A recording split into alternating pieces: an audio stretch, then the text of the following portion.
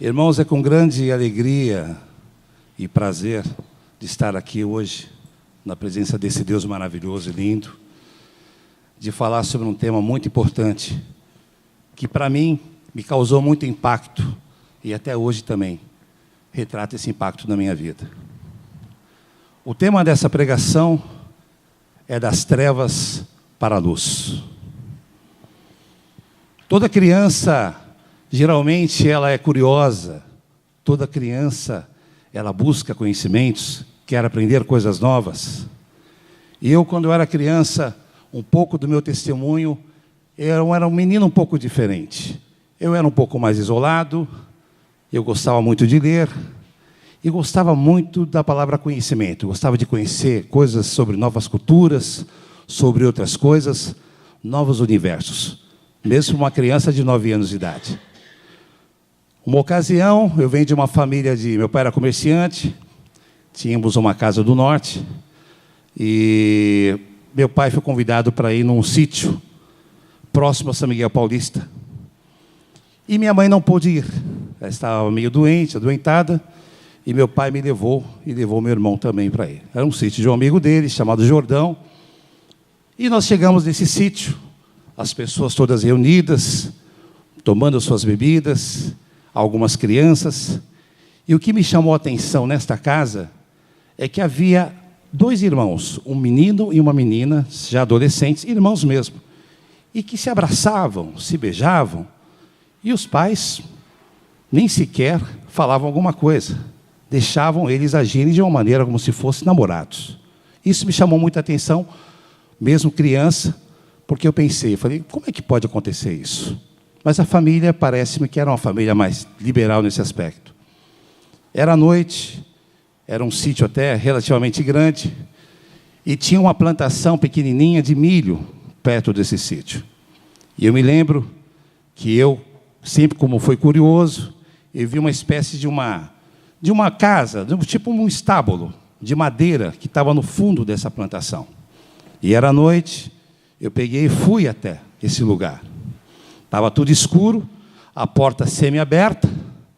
Eu peguei, abri a porta para ver o que tinha dentro. E quando eu abri a porta, eu tropecei e caí. Mas eu caí com uma coisa muito grande. Era uma imagem muito grande. Na hora que eu caí, essa imagem amorteceu a minha queda. Mas fez muito barulho, porque quebrou. A mulher... Todos saíram da casa, foram até esse lugar, e quando acenderam as luzes, essa imagem era uma imagem de um demônio muito grande, que essa mulher cultuava. Então ela tinha um altar, uma espécie de uma cadeira gigante, que era a cadeira desse demônio que tinha classificação do demônio que foi expulso dos céus, né? E quando eu caí, quando fui levantado, eu me lembro que a minha mão esquerda estava com uma marca. Até hoje eu tenho essa marca da mão esquerda. E quando eu me levantei, essa mulher, que era dona desse altar, que era esta bruxa, mulher do amigo do meu pai, colocou a mão na minha cabeça e falou assim, você é o escolhido. Você caiu junto com o trono dele. Eu nunca me esqueço disso, porque foi uma coisa que impactou muito a minha vida.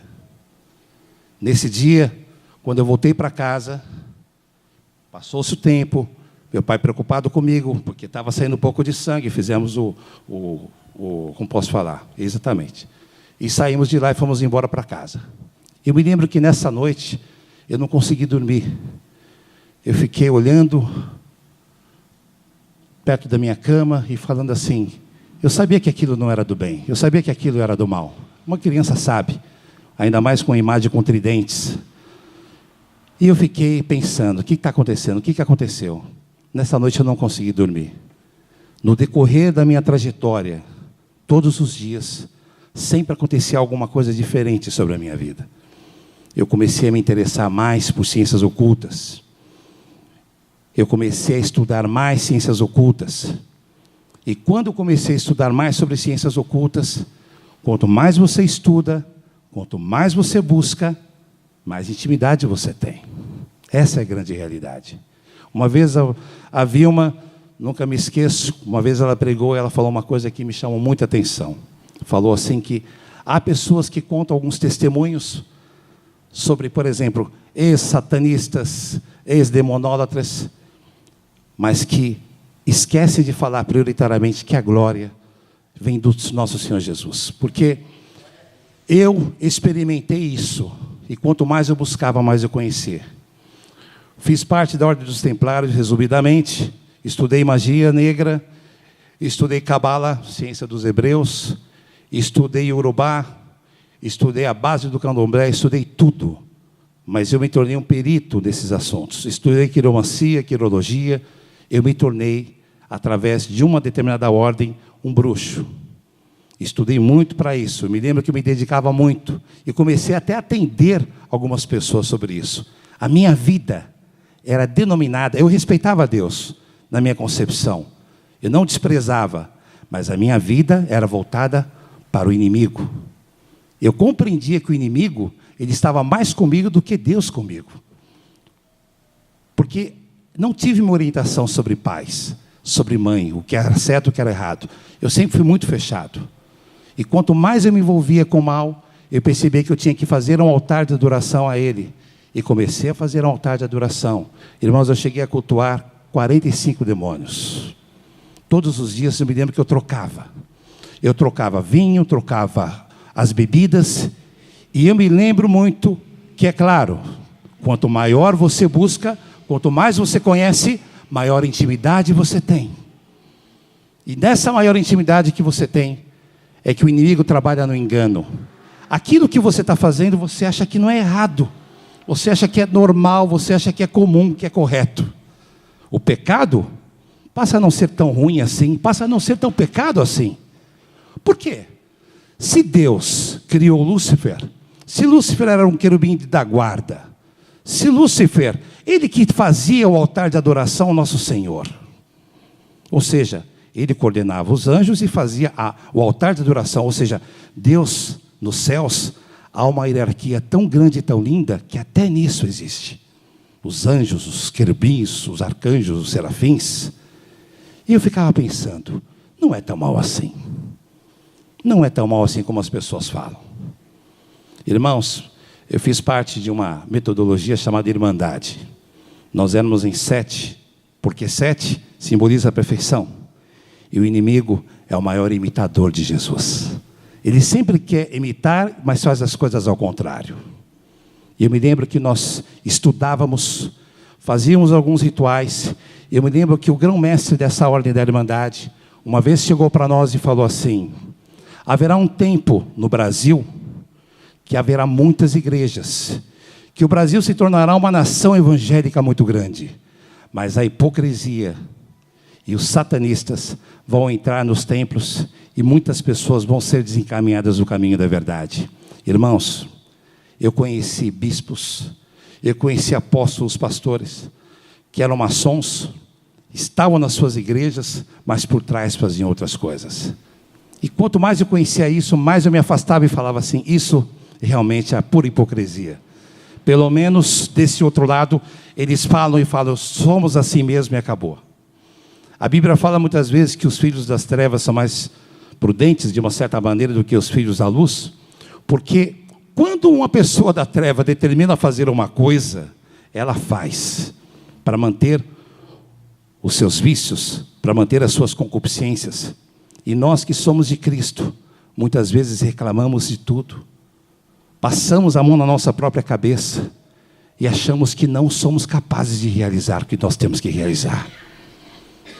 Em 1988, aos 18 anos de idade, fui convidado pela Irmandade para ir para a Europa. Fui para Portugal, uma nação católica, né? Bem forte catolicamente. Fiquei em Lisboa. De Lisboa fui para a Espanha. Mas já fui na Espanha certo para falar com um determinado bruxo que iria me passar. O meu destino seria ficar na Espanha, montarmos um templo satânico, e estar na Espanha. Nunca me esqueço disso, irmãos.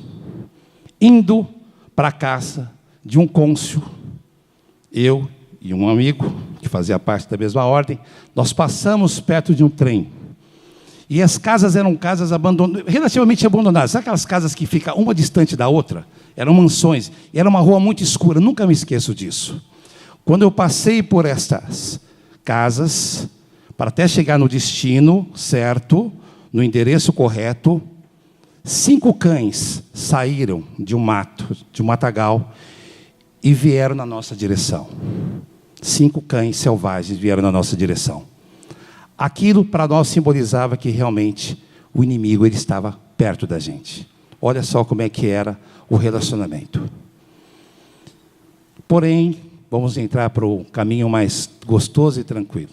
O tempo passou, me tornei um empresário, era um grande intermediador de negócios, vendia em corporações, vendia a empresas, vendia o que você puder imaginar. Pegava o nome do presidente, fazia a numerologia dele, sabia como é que eu ia trabalhar com ele, como é que eu ia fazer o tipo de venda, e fazia a venda. Porque, é claro, o inimigo, ele faz às vezes com que você aparentemente prospere, para que você mantenha e fique ao lado dele, se afaste de Deus.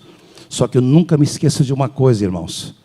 Todos os dias eu acordava com uma sensação e um sentimento de morte e angústia. Já acordou angustiado alguma vez? Já acordou, Vilma? Já acordou, Davi, de você não conseguir respirar? De você, meu Deus do céu. Eu acordava todos os dias, pastor.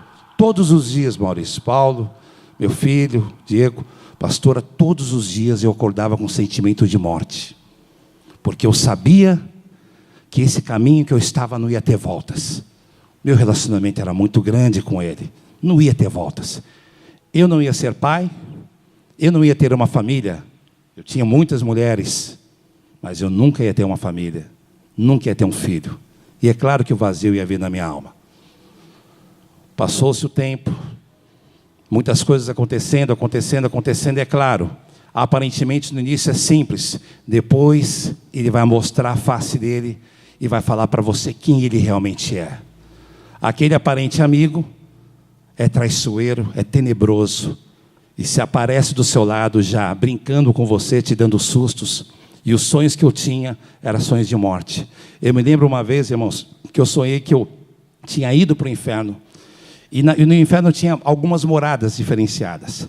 Tinha morada de Pérsia, da Arábia, tinha morada do Irã, tinha morada da parte do Oriente, e eu entrava em cada parte e tinha principados e potestades. Principados e potestades, irmãos, são anjos. Podem ser anjos ou podem ser demônios.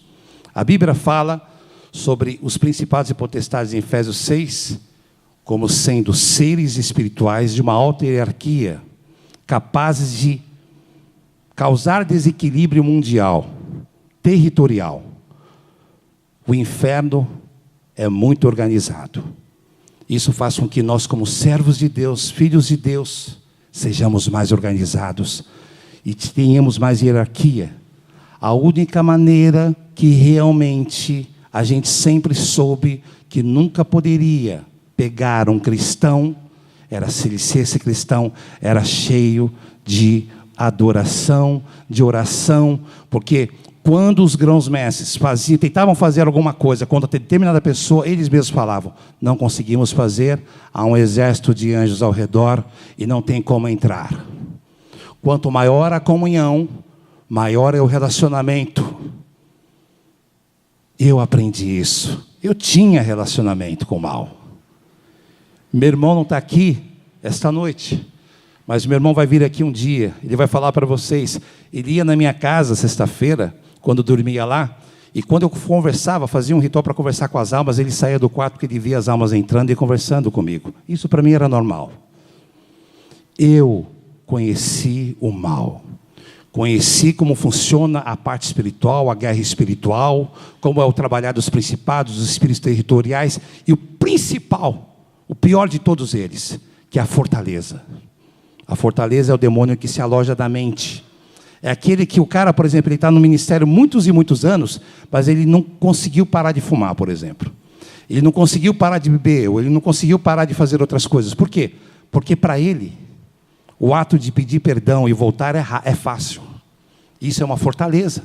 Mal sabe ele que é um demônio. As pessoas que têm espírito de religiosidade também é outro tipo de demônio. Tem pessoas que se escondem, né, nesse aspecto. Mas eu conheci Jesus através de uma profecia de um bruxo. Um bruxo. Deus usou um bruxo, que não tínhamos muita amizade, do contrário, tínhamos uma certa inimizade, uma certa base de poder, quem é o melhor, quem tem maior capacidade. Ele chegou e falou assim: você pensa que você vai ficar nesse mundo aqui muito tempo? Não. Estou vendo você com uma Bíblia no braço, indo para a igreja e se casando com uma mulher da igreja. Irmãos, um bruxo satanista falou isso para mim. Pois naquele dia que ele falou isso, quando foi no outro dia, eu me lembro que eu estava na rua Marconi, quando eu estava andando na rua, de repente veio uma mulher na minha direção, chegou para mim e falou assim: por favor, sabe onde é que fica Barão de Itapetininga? Eu falei: olha, fica em tal lugar. Essa mulher é a mãe do meu filho, do Vitor. Conversamos. Eu tinha uma empresa naquela época do anti-apagão, né, que a gente tinha aqueles aparelhos que reduzia a conta de luz em 25%, 20%. E essa mulher pegou e começamos a conversar. Ela falante pra caramba, né, mãe do Vitor? Fala pra caramba, né, Vê? Aí eu peguei o contato dela, achei ela muito bonita, por sinal. Falei assim: deixa eu pegar o contato dela, de repente vai ser minha vendedora. Ela também, né, hiper interessada em vendas. Conclusão: conheci essa mulher me levou, depois de que a gente saiu várias vezes, me levou na Renascer. E quando eu entrei na Renascer, era músico, já tocava. Só que as músicas que eu fazia eram para o mal. Eu fazia música para o mal. Eu fazia trechos de escola de samba para os orixás. Eu fazia só para eles. Mas quando eu entrei naquela igreja e vi uma música vindo do fundo, aquilo me arrepiou, irmão. Aquilo fez com que eu realmente entrasse e falasse assim: o que é isso? Que música linda é essa? E quando eu entrei lá, aquela angústia, aquele peso que eu sentia na minha alma saiu. Saiu. Eu entrei lá dentro e falei comigo mesmo. Falei assim: o que é isso? Que energia é essa, né? Que atmosfera é essa, né? Eu não sabia. Mas naquele exato momento, Deus já estava começando a trabalhar. Acho que Deus olhou dos céus e falou assim: eu deixei você durante um tempo, você pensou que eu deixei você, mas agora, meu amigo, você entrou no meu território, não vou deixar você mais sair daqui. Mas é claro que o oponente, o inimigo, não ia deixar, né? Não ia deixar ser tão fácil assim. A minha vida nunca foi fácil, irmãos. Até hoje eu tenho grandes batalhas espirituais, eu tenho muitas guerras. Eu vejo algumas coisas, oro. Uma vez até eu falei com o pastor: pastor, aconteceu tal coisa comigo. Não sei se o pastor se lembra. O pastor falou assim: Marcelo, cara, você é um cara que você tem que orar. Aí fiz um propósito com Deus, pastor. Senhor, até o fim dos meus dias, às 3 horas da madrugada, eu vou acordar e vou orar. Porque é um horário muito forte, né? E quando aconteceu isso, conheci a mãe do Vitor, nos casamos. Já renunciei às trevas. Perdi tudo, irmãos. No processo de 5 meses eu perdi tudo. Eu perdi tudo. Só me restou uma espada, uma katana, que a gente chama. Eu estudei samurai durante muitos anos com o mestre Nomura. Foi um dos melhores discípulos dele. Ele me deu uma espada de mais de 150 anos. E essa espada estava comigo, na minha casa, na casa dela. E eu falei: bom, se eu vender essa espada, eu vou pegar um bom dinheiro. Quando eu fui na igreja, naquele mesmo dia, uma bispa chegou na minha direção e falou assim, perto da mãe do Vitor: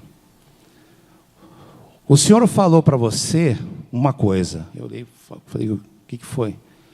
Aquilo que você tem na sua casa, oriental, não sei o que é, são coisas orientais. Ele falou assim: que é para você jogar fora, para você dar um fim nisso.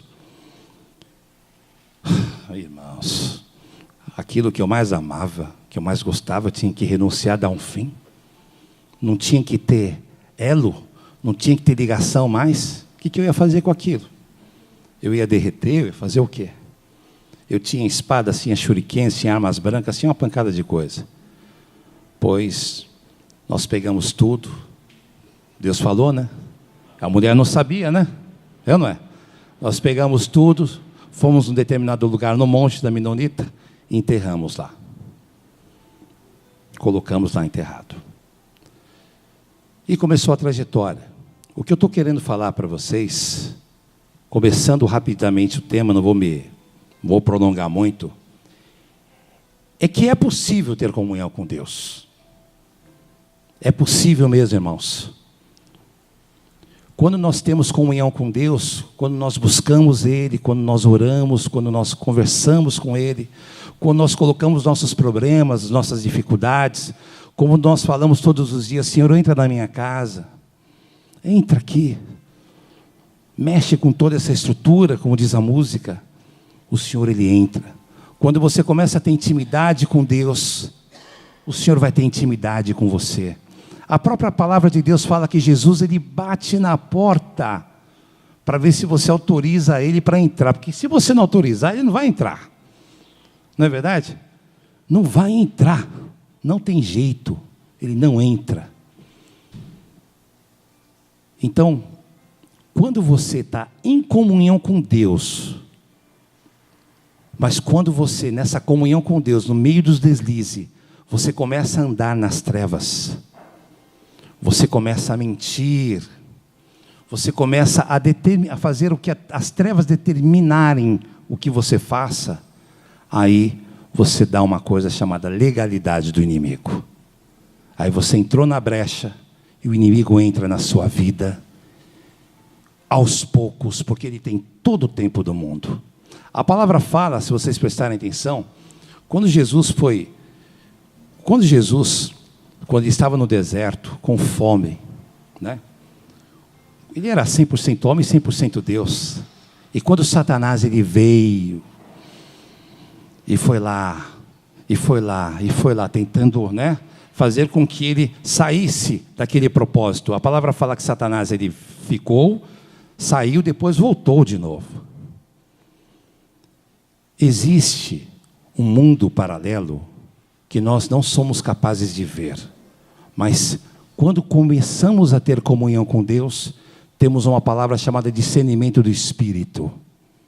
E o discernimento do Espírito, algumas pessoas chamam de intuição.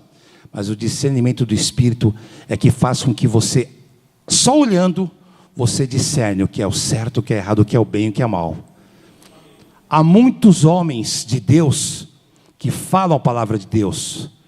Mas, irmãos, há muitos profissionais de púlpito que são grandes. Você é capaz de fazer com que a igreja toda, não é verdade, Vilma? Não é verdade, Davi? Com que a igreja toda entre em euforia e fale em línguas e caia no chão, porque são profissionais de púlpito. E Satanás, ele sempre fez isso. Quando eu andei um tempo num determinado ministério, eu logo já entrei, eu nem tive tempo de conhecer. Tipo assim, não tive tempo de ter um tempo de caminhada. Entende? Eu já entrei pelo fato de tocar. Pá, vem para cá. E eu entrava, claro, o altar cura. Mas às vezes é bom, importante esse tempo, né, de você, né, conhecer, de você ver, de você olhar, de você observar, de você receber, né? É muito importante esse tempo. E eu entrei em vários ministérios, andei com algumas pessoas aí, com o apóstolo Estevão Hernandes, com o Sérgio Lopes, da Comunhão Plena. Eu me lembro que uma vez o apóstolo Sérgio Lopes, com todo o respeito que eu tenho, ele fez uma campanha chamada Campanha da Laranja Lima, né? Ele pegava a laranja lima, e quem cortava a laranja lima, sabe que a laranja lima tem muita semente, né? Tem semente para caramba, não é caroço, né? Tem bastante. Cada caroço é R$10, né? Entendeu? Cada caroço é R$10. Sério, não, sem brincadeira. Cada caroço é R$10. Aí eu me lembro que tinha uns irmãos que pegavam, a minha deu 6 caroços, R$60. Puxa, a minha deu 14 caroços. Sério. Aí começaram as campanhas, eram campanhas absurdamente milionárias. Eu ficava lá no altar do lado dele, saía com ele, às vezes almoçava. Claro, almoçava, mas com uma certa distância, né? Ele com outras pessoas, tal. Às vezes, isso aqui é o Marcelo, está comigo, não sei o quê. Mas eu falei assim, que hipocrisia. Falar que esse homem, com todo o respeito que eu tenho a ele, é um homem que foi muito usado por Deus, mas infelizmente, essa questão financeira faz com que muitas pessoas realmente saiam.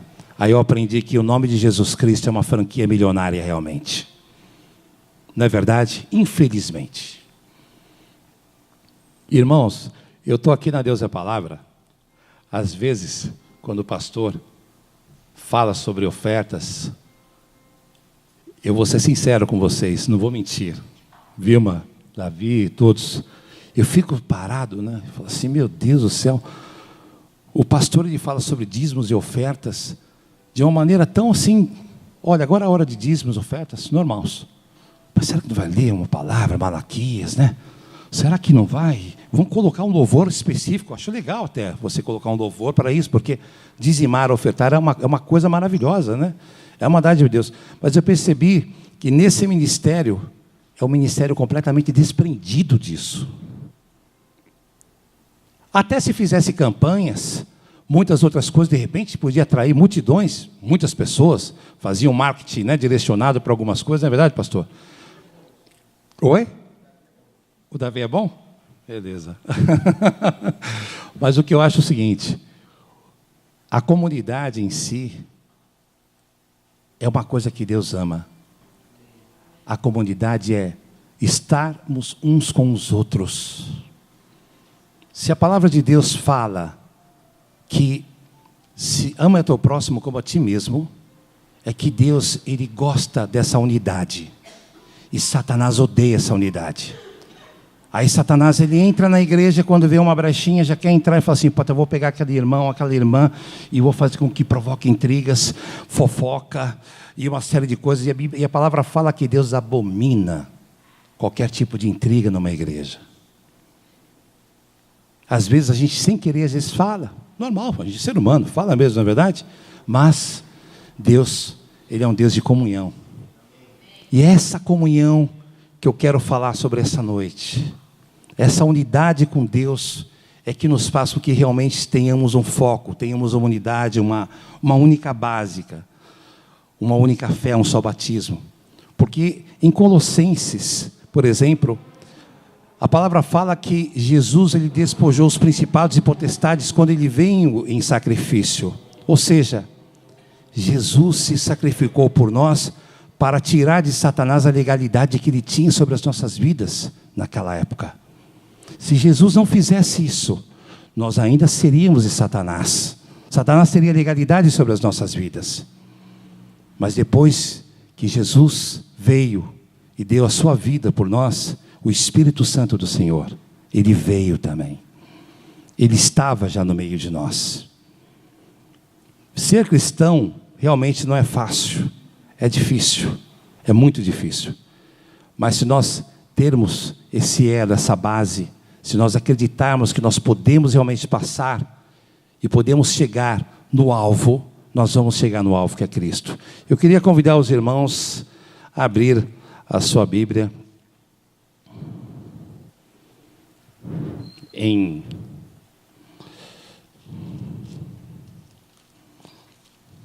Gálatas 5:19.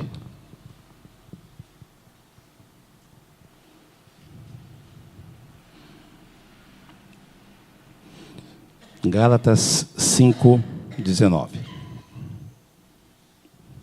A palavra fala: porque as obras da carne são manifestas, as quais são prostituição, impureza, lascívia, idolatria, feitiçarias, inimizades, porfias, emulações, iras, pelejas, dissensões, heresias, invejas, homicídios, bebedices, glutonarias e coisas semelhantes a essas, acerca das quais vos declaro, como já antes vos disse, que os que cometem tais coisas não herdarão o reino de Deus. Porém, o fruto do Espírito é caridade, gozo, paz, longanimidade, benignidade, bondade, fé, mansidão, temperança. Contra estas coisas não há lei. Amém? Não há lei contra essas coisas. Irmãos, nós erramos sim. Eu erro muito. Mas William Barclay falou uma coisa muito importante. Se você erra, na mesma hora se retrata na presença do Senhor e peça para que Deus realmente mude, transforme o teu caráter, transforme aonde a situação está te levando. Quando Davi, ele fazia isso, Davi era um homem que tem uma experiência com Deus muito forte. Eu acho que foi um dos filhos que também deu mais trabalho para Deus. Davi, ele pecava, mas Davi, ele chorava, ele se lamentava na presença do Senhor. A gente sabe, eu não sou mãe, mas eu sou pai. Eu tenho um filho só. Mas sempre tem aquele filho que quanto mais chora, quanto mais se trabalha, mais de uma certa maneira a mãe, não é verdade? Se aproxima mais, né? Cuida mais, né? O pai zela mais, etc. Cuida mais. É por isso que eu acredito que Davi, ele foi chamado segundo o coração de Deus. É por isso que Gideão, que era um homem covarde, se tornou um homem corajoso. Com um exército de 300 pessoas, eliminaram os sírios. E os sírios, o exército dos sírios era o exército mais temeroso, mais difícil de todos os exércitos que teve. Os assírios, quando chegavam, eles chegavam mesmo matando crianças e as mortes mais cruéis. E a palavra fala que Deus é um Deus de transformação. Deus, ele pega uma pessoa que está na lama, que está lá na rua, que é desprezada por todos, que todo mundo passa, gospe, dá um chute, e Deus faz com que ela se levante, levanta ela, dá um banho nela, cuida dela e faz com que ela se sente no meio de príncipes. Esse é o Deus que eu sirvo e que você serve. Deus, ele é capaz de fazer com que uma pessoa que está lá, drogado, nas trevas, que está na Cracolândia, como houve já vários relatos, de repente aparecer uma pessoa que ele não conhece, essa pessoa levantar, essa pessoa conversar, colocar a mão na cabeça, e essa pessoa é curada, e hoje é um grande pregador da fé. Deus faz com que um homem chamado, não me lembro o nome dele, o pastor deve saber, que é conhecido como evangelismo por fogo. Exatamente. O evangelismo por fogo. Esse homem, ele estava pregando na África, na Etiópia, em vários lugares. Só que ele pregava em vilarejos. Eram poucas pessoas, 5 pessoas, 6 pessoas, 4 pessoas. Ele chegou para os pastores, líderes dele, e falou assim: eu acho que a minha vinda para a África, 1 ano que eu já estou aqui, não está valendo em nada. Eu estou aqui simplesmente pregando para 4, 3, 5 pessoas. Eu acho que está na hora de eu, de repente, ir para um outro lugar, vocês não acham? O líder, pastor dele, líder, chegou para ele e falou assim: se a sua fé é desse tamanho, pode se levantar e pode ir embora, você está liberado. Mas se você achar que a África não precisa de salvação, aí vai da sua consciência. Este homem fala que naquela noite ele não conseguiu dormir, e quando ele dormiu, teve um sonho com o Senhor. Jesus vindo na direção dele falou assim: coragem, filho, vai e pregue. Esse homem, em menos de 1 ano, ele já estava pregando no estádio para 400 mil pessoas, africanos. E as pregações dele são tão incríveis que muitas pessoas que eram envolvidas com bruxaria, milhares de pessoas colocavam amuletos, talismãs e eram queimados as coisas. É por isso que ele é conhecido como evangelismo por fogo. Irmãos, o que eu estou querendo falar, quando eu falo para vocês, eu falo para mim também. Há momentos na nossa vida que a gente olha para nós mesmos e nós falamos: não vamos conseguir. Vai ser difícil conseguir. Vai ser difícil realizar esta coisa. Mas Deus, quando colocamos a direção de Deus, nada é impossível àquele que crê. Nada é impossível àquele que crê. Se você crê realmente, Deus, ele vai fazer. Muitos preleitores de neurolinguística falam sobre o segredo do sucesso, sobre a capacidade que o ser humano tem, etc, etc, etc. Eu já vi muitos já visitei vários lugares, mas se você for olhar para a Bíblia Sagrada, e quando Jesus fala assim, se você tiver alguma coisa, vai até o teu quarto, fecha a porta, fica sozinho e conversa comigo, é a melhor coisa. Por quê? Se você tiver planos, não conte para ninguém. Fale com Deus. Porque quando você fala para muitas pessoas, o assunto vai à baila. E infelizmente, irmãos, muitas vezes, aquele que está do nosso lado, que a gente não imagina, é a pessoa que está colocando o olho, né, em cima das coisas que nós queremos fazer. Do que Deus tem para a nossa vida. Então, tudo tem o tempo de Deus, tem a base de Deus. Quando eu vejo que os principados e potestades, em Efésios 6:10, quando ele fala que a nossa luta não é contra sangue e carne, mas sim contra principados e potestades, é que o apóstolo está querendo falar, existe um mundo espiritual que você não vê, que você não é capaz de ver, mas você é capaz de sentir, você é capaz de absorver. Eu vou falar, por exemplo, uma coisa. Hoje era dia de eu pregar, o pastor chegou para mim, nem deu a oportunidade de eu falar sim ou não. Sexta-feira saí daqui, ligou para mim, não vi, passou a mensagem, falou assim, olha, sexta-feira que vem, você vai pregar. Deus quer que você pregue. Deus tem alguma coisa que você, não sei, você vai ter que fazer isso aí. E eu não sabia o tema que eu ia colocar. Tive uma semana muito complicada, muito difícil, é claro, não poderia não ser, né? E hoje, por exemplo, milhares de convites, tinha uma questão para resolver na empresa, falei assim, eu vou na igreja, vou resolver essa coisa com Deus em primeiro lugar, porque Deus, Ele que é o meu sustento, né? E eu fiz isso, estou muito feliz por isso. Então, o que eu quero falar para os irmãos essa noite é o seguinte, não desista. Quando a tristeza vir, quando a melancolia vir, quando a angústia vir, quando o sentimento de impotência vir sobre a sua alma, olhe para os céus, levante a sua cabeça, porque os céus nunca vai te desamparar. O céu é o limite, Deus é o nosso único condutor, é aquele que vai nos levar. Mesmo quando você estiver com problemas de perda, minha mãe, olha aí, está lutando contra o câncer faz 5 anos, mas se não fosse a nossa oração, se não fosse o nosso posicionamento, eu tenho certeza que a minha mãe já não estaria aqui. Porque Deus tem um propósito na vida dela. Eu vou falar uma coisa rapidamente. Uma vez eu estava no dia 25 de dezembro, eu era casado nessa época ainda, eu era líder de louvor da Comunhão Plena. Pô, dia 25 de dezembro, a Comunhão Plena era reunião todos os dias, né? De segunda a domingo. Então era, tipo, segunda-feira, 7 horas, domingo era 8, 10, 3, 5 e 7 horas da noite. E no Natal, não tinha ninguém, nenhum adorador para fazer. Aí a Vanusa, minha esposa, minha ex-esposa, falou assim, pô, Marcelo, vai lá, cara. Não tem ninguém, se de repente alguém vai lá, né, e não tem ninguém para louvar, para pregar. Peguei e falei assim, puxa, mas Natal, né, família reunida, né. Eu comecei a murmurar, falei, pô, que chato, né. Aí eu fui, irmãos. Nunca me esqueço disso, Diego. Filho, acho que a sua mãe já falou isso para você.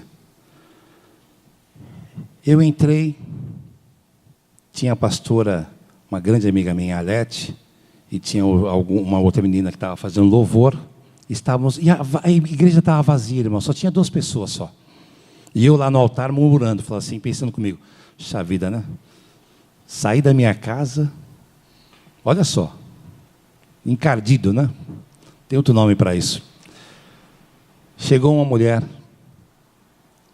trazida por um homem, por um outro homem, no colo, colocaram ela deitada, correto, nos bancos, aí chegou a família, chegou as filhas, de repente aquela igreja começou a ficar cheia, e aquela mulher estava com uma cara, meu Deus do céu, o espírito da morte estava rodando aquela mulher, e eu tocando, estava louvando ao Senhor, e nós sabemos que se o mal existe a hierarquia, os filhos de Deus também têm essa hierarquia.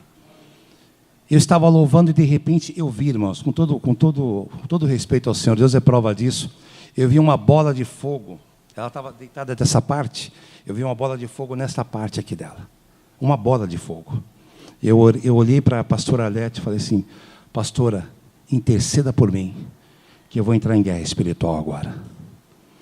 Saí do altar, pastor, a pastora intercedendo, todos intercedendo, interceda por mim.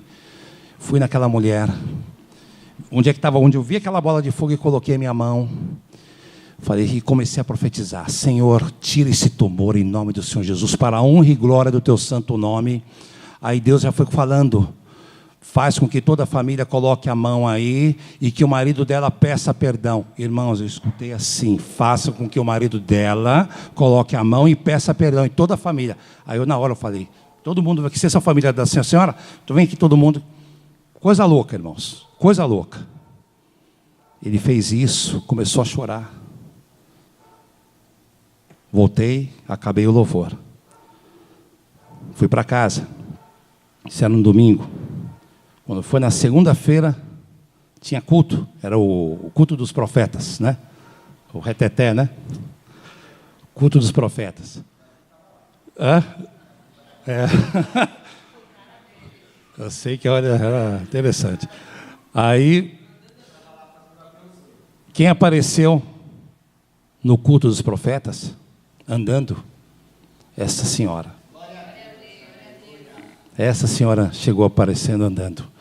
E conclusão, pastor, o marido dela veio dar testemunho e falou assim, que há 3 anos essa mulher não andava. Deus é tão bom, irmãos, que quando ela foi novamente, voltou para o médico, tratamento de mais de 3 anos, tumor do intestino, câncer no intestino, o cara falou que não tinha mais nada. Essa mulher, ela rejuvenesceu, andou, começou a ser obreira, até hoje está na igreja, está na comunhão plena ainda. Eles também estão firmes na presença do Senhor. E eu quero falar isso: Deus é um Deus de milagres. Ele já está realizando milagres, só pelo fato de estarmos aqui esta noite. Deus já está realizando milagres na sua casa, Ângela, na sua casa, pastora, Diego, Maurício, meu filho, Paulo, meu pastor, todos aqui, Salvador, Fernando, Luquinhas, Vitória, Gabriela, minha querida amiga, todos aqui que estão aqui esta noite. Deus está realizando milagres sobre a sua vida. E é isso o tema dessa mensagem, das trevas para a luz. Nunca perca esse comprometimento com Deus. Em nome de Jesus.